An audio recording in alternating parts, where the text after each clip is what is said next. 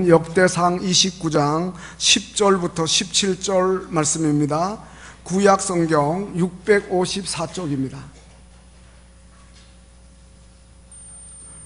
구약성경 654쪽 역대상 29장 10절부터 17절.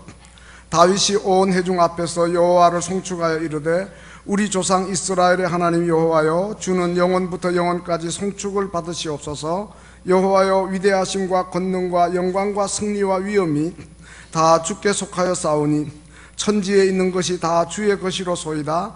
여호와여, 주권도 주께 속하여 싸우니 주는 높으사 만물의 머리이심이니이다. 부와 기가 주께로 말미암고 또 주는 만물의 주제가 되사 손에 권세와 능력이 있사오니 모든 사람을 크게 하심과 강하게 하심이 주의 손에 있나이다. 우리 하나님이여, 이제 우리가 주께 감사하오며 주의 영화로운 이름을 찬양하나이다.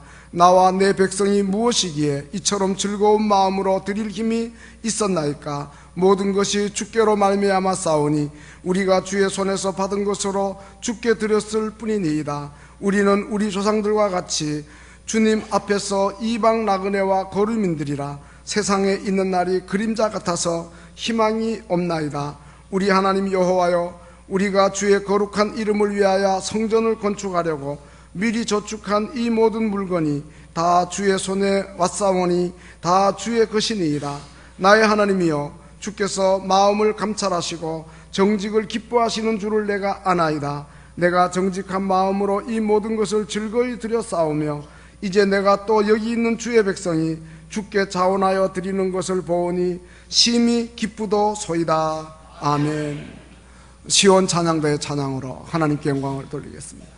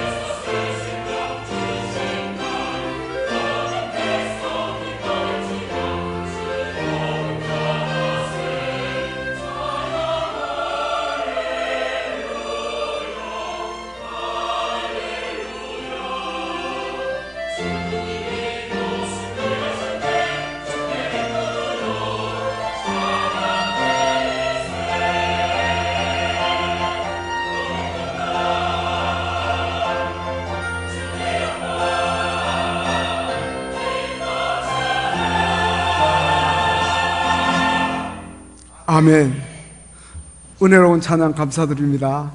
한 해 동안 또 우리 찬양대 자리 지키면서 우리에게 은혜로운 찬양 들려주시고 또 하나님께 영광 돌려서 너무 감사하고, 우리 교회 찾는 분들이 찬양대 너무 잘한다고 그렇게 이야기하는 분들이 많아요.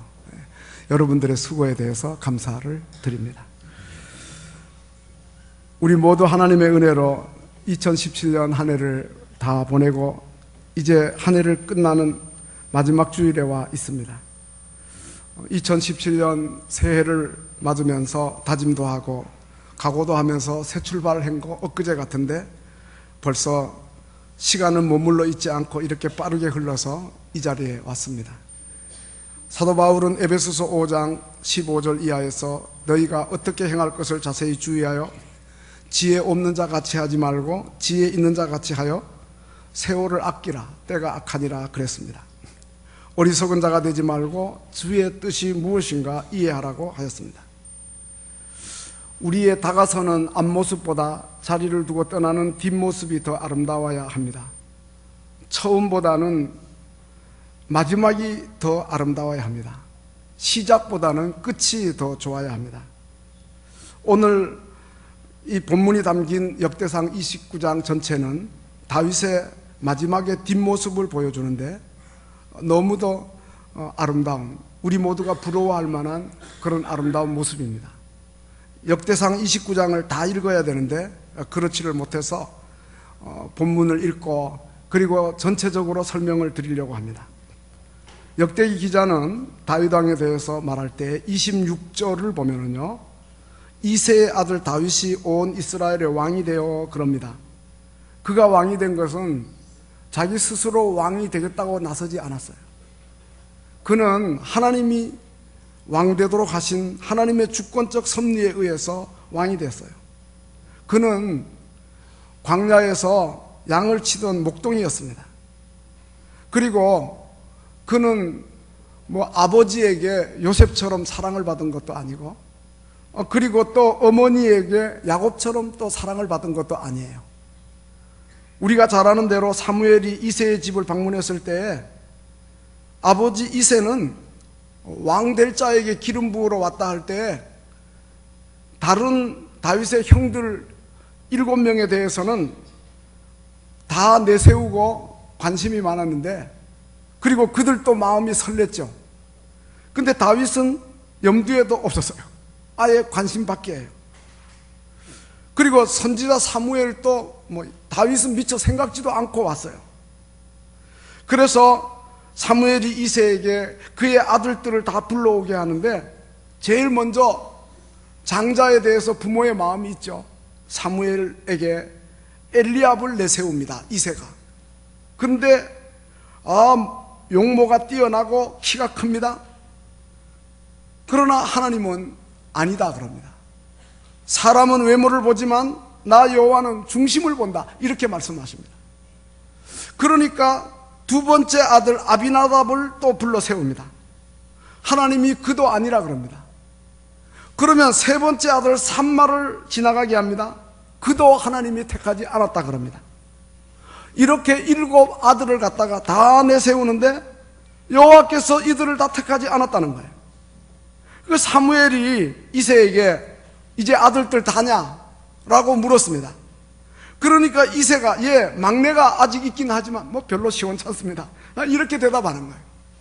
그러나 사무엘은 이새에게 그 막내를 데리고 오라, 여기 오지 않으면 내가 식사 자리에 앉지 않겠다, 이렇게 이야기합니다. 사람을 보내가지고 막내 다윗을 데려오는데 그 빛이 붉고 눈이 빼어나고 얼굴이 아름다워요. 하나님께서 바로 이 사람이다, 그에게 기름을 부으라 그럽니다. 그래서 사무엘이 기름 뿔병을 가져다가 그 형제 중에서 바로 다윗에게 기름을 붓는 거예요. 기름을 붓는데 여호와의 영이 그에게 또 크게 감동합니다. 하나님께서 다윗을 왕으로 세우기 위해서 부르시고 그에게 성령의 충만함을 주셔서 준비시키고 있는 거예요. 다윗이 원해서가 아니에요. 하나님의 주권적 섭리에 의해서 그렇게 된 것입니다. 그리고 후에 다윗은 자기 형들이 군사로 징집되어 블레셋과의 전투 중에 있는데 아버지가 심부름을 시킵니다. 가서 형들의 안부 좀 알아와라, 그리고 음식도 좀 갖다 줘라. 그래서 먼 길을 마다하지 않고 형들에게 갑니다. 가서 보니까 이스라엘 군대와 블레셋 군대가 싸우는데 블레셋 장수 골리앗이 아주 거장이에요. 오만하게 나서가지고 이스라엘 백성을 모욕하고 그럽니다. 다윗이 화가 나가지고 내가 나가서 싸우겠다 그러면서 왕에게 이야기합니다. 근데 그 소문이 형들에게 들렸어요. 그래서 큰형 엘리압이 다윗에게 노를 바랬다 그랬습니다. 아니 들에 있는 양은 어찌고 여기 왔느냐, 내가 너의 교만한 마음 안다 그러면서 이야기합니다. 형들은 그 다윗의 노고를 칭찬하지도 않고 애국심을 몰라주고 하나님을 향한 그의 믿음을 무시했어요. 너는 전쟁터에 있을 용사가 아니고 그저 들에서 양이나 칠 목동 정도다 하고 폄하했어요. 근데 하나님은 달랐어요. 다윗의 많은 약점에도 불구하고 그를 발탁하여 이스라엘 왕으로 세우기 위해 그러한 과정을 거치고 있는 겁니다. 이새의 아들 다윗이 온 이스라엘의 왕이 되어라는 말은 바로 그런 의미입니다. 하나님의 주권이라는 거예요. 하나님의 평가 기준은 사람들하고 달랐어요. 하늘과 땅 차이예요. 이사야 55장 8절부터 9절 보면 내 생각이 너희 생각과 다르고 내 길이 너희 길과 다른데 하늘이 땅보다 높음 같이 내 길은 너희 길보다 높고 내 생각은 너희 생각보다 높다고 하였습니다. 사도행전 13장 22절에도 보니까 내가 이새의 아들 다윗을 만나니 내 마음에 맞는 사람이라 내 뜻을 다 이루리라 그럽니다. 그러니까 다윗이 이스라엘 왕 된 것은 하나님이 하신 일이에요. 그래서 다윗은 노년에 자기 인생을 회고하면서 오늘 본문 11절에서 그렇게 이야기합니다. 여호와여 주권이 주께 속하였나이다. 부와 기가 주께로 말미암고 사람을 크게 하고 강하게 함이 주의 손에 있나이다 그랬어요. 다윗은 스스로 왕되고자 나서지 않았지만은 사울을 죽이고 왕될 수 있는 기회가 여러 번 왔지만 그러나 그는 왕되지 되려고 하지 않았는데 하나님이 때가 되어서 그를 이스라엘 왕으로 세워주시는 거예요. 그리고 또 27절을 여러분들이 보시면 다윗이 이스라엘을 다스린 기간이 40년이라 그랬습니다. 헤브론에서 7년 그리고 예루살렘에서 33년. 이렇게 앞에서 말씀드린 대로 사무엘 선지자에게 장차 왕될 사람으로 기름 부음 받고 그 다음에 블레셋과의 전쟁터에 와가지고 처음에는 위문하러 왔는데 그런데 블레셋 거장 골리앗을 압승하고 일시에 영웅이 되고 사울 왕에게 발탁이 됩니다. 그의 사위가 됩니다. 군인이 되어서 전쟁터에 나가 혁혁한 공을 세웁니다. 하나님이 다 그렇게 하시는 거죠. 그러나 호사다마라고 그만 그는 사울 왕의 견제의 대상이 됩니다. 왜냐하면 여인들이 사울은 천천히고 다윗은 만만이라고 노래하니까 그 소리를 듣고 사울이 매우 불쾌했습니다. 그래서 다윗은 그 일로 10여 년 동안 사울 왕에게 쫓겨다니고 지명수배자가 되고 수없이 죽을 고비를 넘깁니다. 그런데 그때마다 하나님이 도우시는 거예요. 심지어 사울 왕의 아들인 왕자 요나단을 통해서 그를 도우시는 거예요. 하나님이 그의 모든 대적들을 다 정리하시고 그를 왕으로 등극하게 하시는 거예요. 그래서 통일왕국 2대 왕으로 40년 동안 나라를 다스리게 되는 겁니다. 그리고 10여 년 동안 그가 도망다니고 이와 같이 한 것은 연단의 기간으로 그를 큰 사람으로 쓰시기 위해서 훈련하시고 이와 같이 하신 거죠. 이것이 전부 다 하나님이 다 하신 일이란 말이죠. 뿐만 아닙니다. 40년 동안 그렇게 나라를 안정시키고 번영케 하다가 28절입니다. 그가 나이 많아 늙도록 하나님께서 그에게 장수의 복을 주시고 건강의 복을 주신 거죠. 그 다음에는 부와 존귀를 누리다가 부귀와 영화를 주신 거죠. 하나님이 다 그렇게 하신 거예요. 늙을 때까지 장수하게 하시고 건강하게 하시고 부귀와 영화를 누리게 하시고 모든 사람의 부러움의 대상이 되도록 하나님이 하신 거죠. 그리고 그 다음에는 이제 솔로몬으로 하여금 대신하여 그의 아들 왕이 되게 하셨다. 사울 왕은 그의 영예가 그의 아들 요나단에까지 이어지지 않았는데 근데 다윗에게는 그의 영예가 솔로몬 그 아들에게까지 이어지는 복을 받게 했다는 거죠. 그리고 뿐만 아닙니다.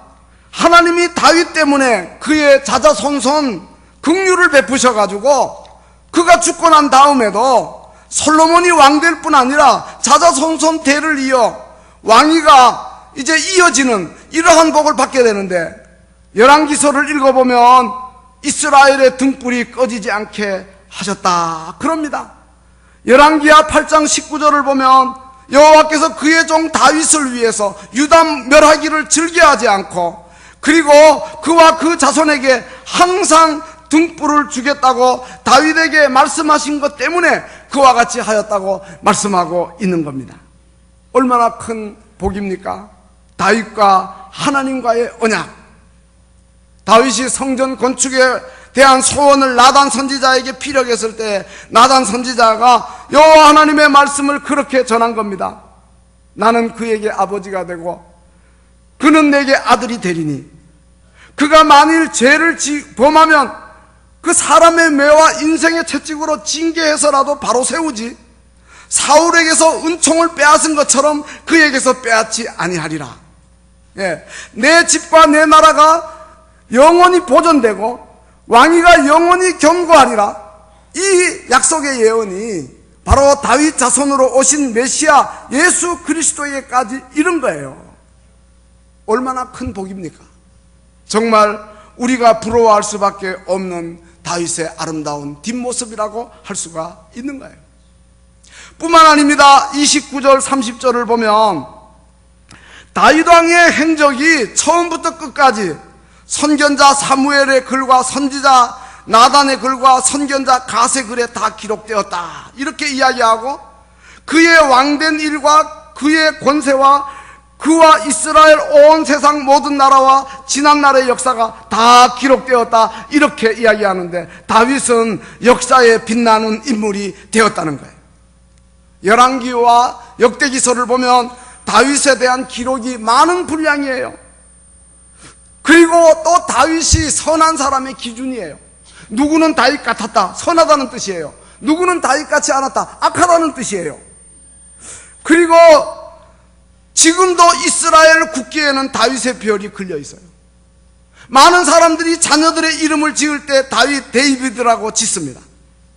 뿐만 아니라 메시아가 다윗의 자손으로 오신 거예요.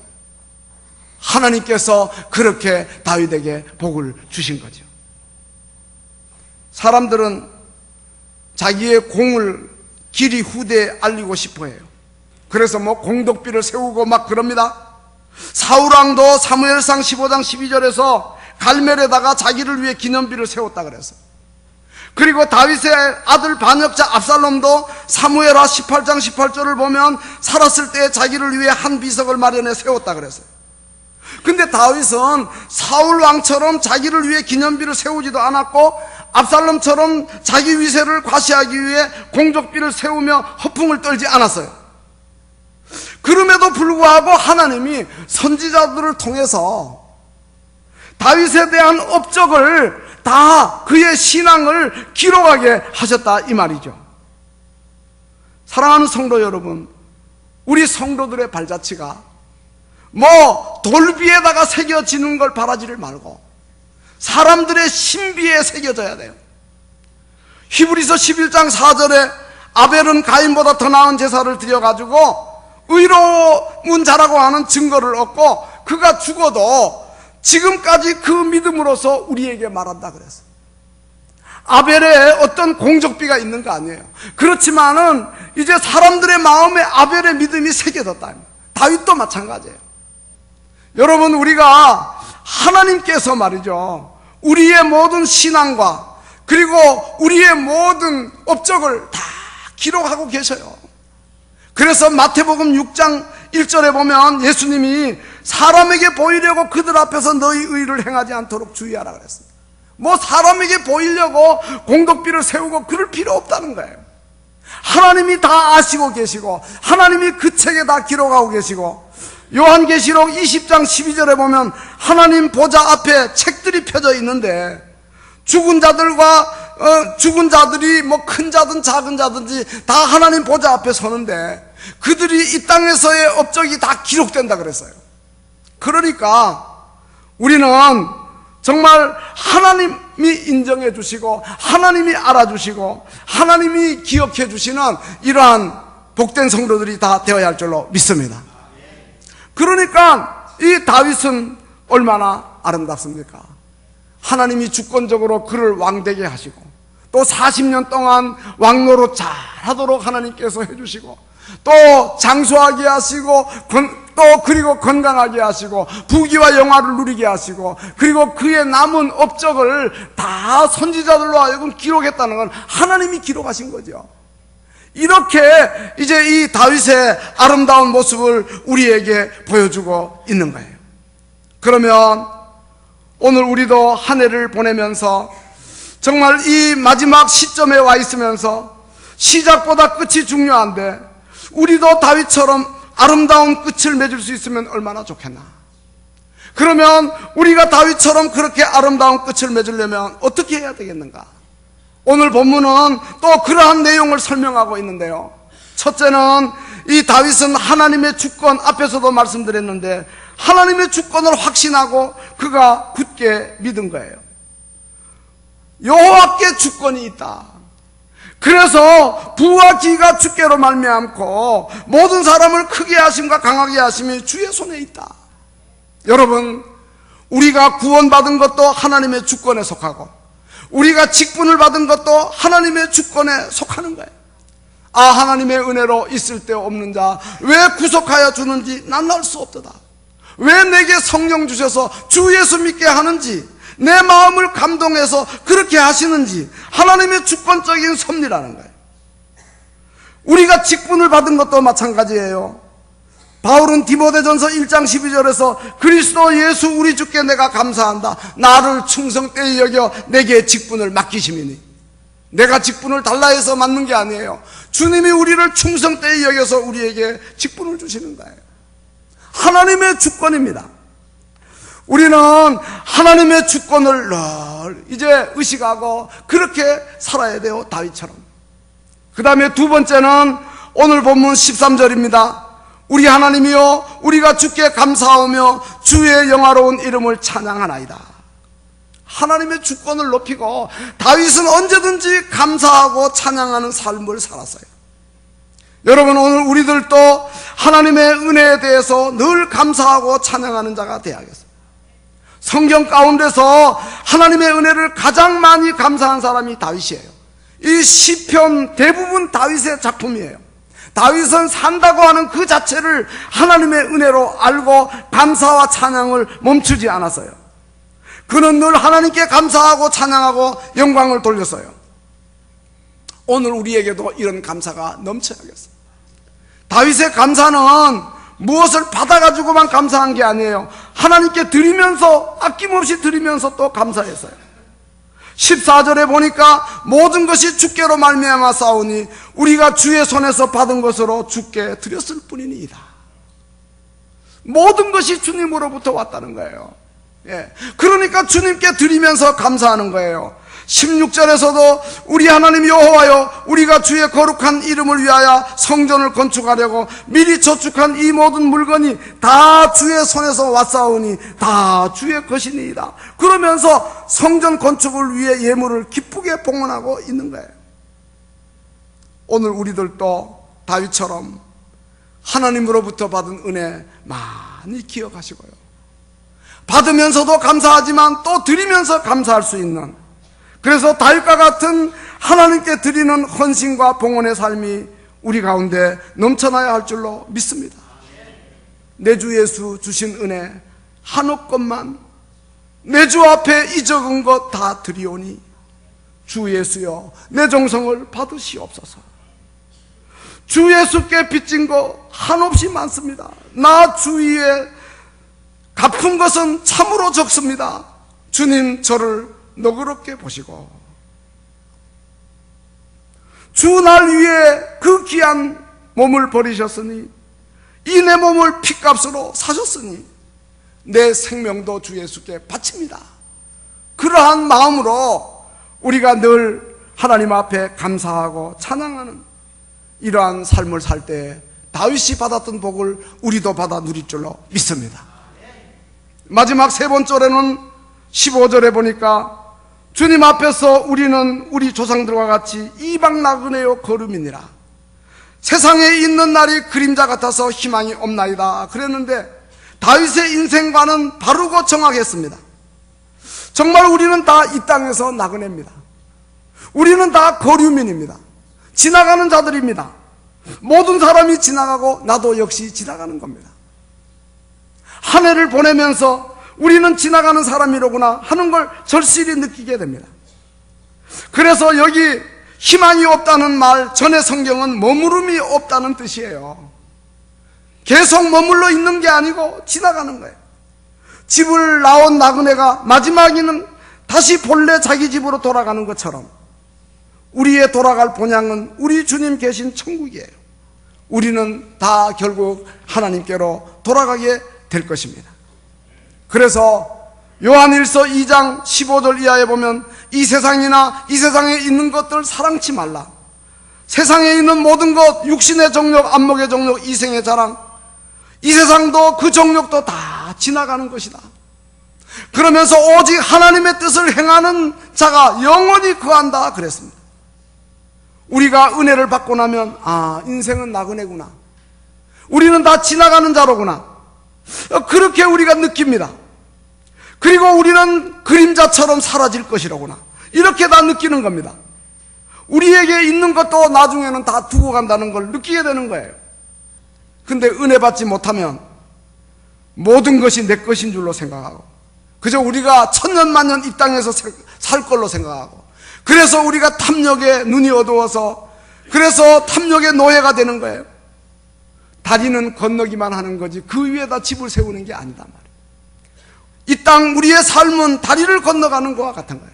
여기에다가 집을 세우려 하지 말고, 여기에다가 올인하려 하지 말고, 하나님의 거룩한 나라를 바라보고 사는 그러한 복된 성도들이 다 되어야 할 줄로 믿습니다. 히브리서 11장에 보면 많은 믿음의 선진들의 이야기가 나오는데 그들의 믿음을 길게 소개하고 있습니다. 그러면서 우리에게 교훈을 주는데, 히브리서 11장 38절에 가면 이런 사람은 세상이 감당치 못하느니라 그랬습니다. 영어 성경에는 그들에게는 세상이 가치 있는 것이 아니었다 이렇게 이야기하고 있습니다. 믿음의 사람들은 가치관이 다르다는 거예요. 이 세상 사람들하고 다르다는 거예요. 세상 사람들은 이 땅에 소망을 두고 살지만 우리는 지나가는 것인 줄 알고 우리의 본향 하나님의 나라에다 소망을 두고 산다는 거예요. 바로 다윗이 그런 사람이었어요. 다윗이 그렇게 살아 아름다운 뒷모습을 우리에게 보여주고 있는 겁니다. 오늘 2018년 또 청지기 임명도 있습니다. 우리가 어떤 직분을 받았든지 다윗과 같이 그렇게 살고 아름다운 흔적을 남기는 이러한 우리들이 다 되어야 할 것입니다. 자연은 우리에게 많은 무언의 영적 교훈을 줍니다. 길가에 낙엽이 쌓이고 부지런히 그 낙엽을 쓸고, 또 추수하는 농부들이 추수한 곡식을 창고에 넣어 쌓고, 그게 늦가을의 모습이죠. 그러면서 겨울이 지나가죠. 한 해를 또 보내고 다시 새해를 맞고, 어쩌면 우리의 인생도 역시 그와 같은 거예요.